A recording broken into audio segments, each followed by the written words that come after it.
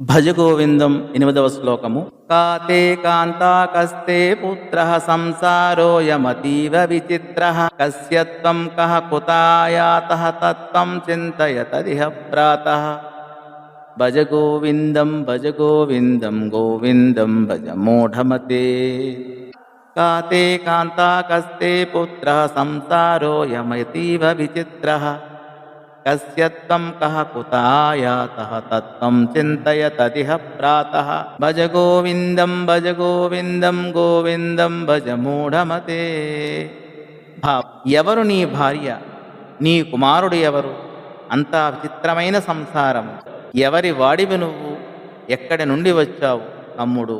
ఆ సత్యాన్ని ఇక్కడే విచారించు, ఇప్పుడే ఆలోచించు.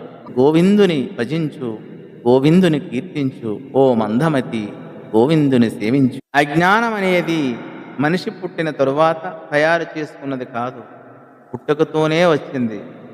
అజ్ఞానము బంధాలను అందాలుగా చూపిస్తుంది. మానవునికున్న బంధం ఆరోపితమే గాని సత్యం కాదు. సమస్య ఆరోపితమైనప్పుడు అది విచారం ద్వారానే పరిష్కరింపబడాలి. అదే ఈ శ్లోకములో కేంద్ర విషయం. అజ్ఞానం అందించిన సమస్యకు జ్ఞానమే ఏకైక పరిష్కారం.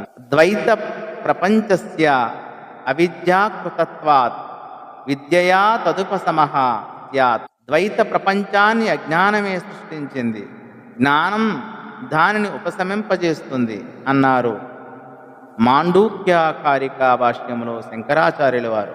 సంసారం బంధమా?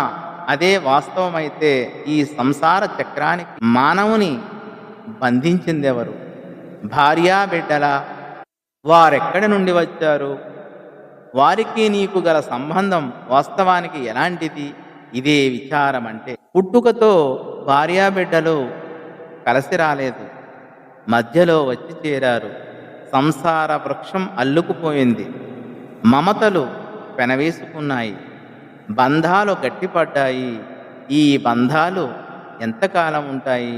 ఏదో ఓనాడు ప్రేమానురాగాలను తెంచుకొని ఎవరికి వారుగా శ్మశానం వైపు నడక సాగించక తప్పదు.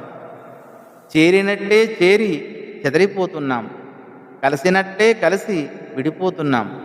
రాకపోకల రహదారిలో సంసారం ఒక మజిలీ అయింది.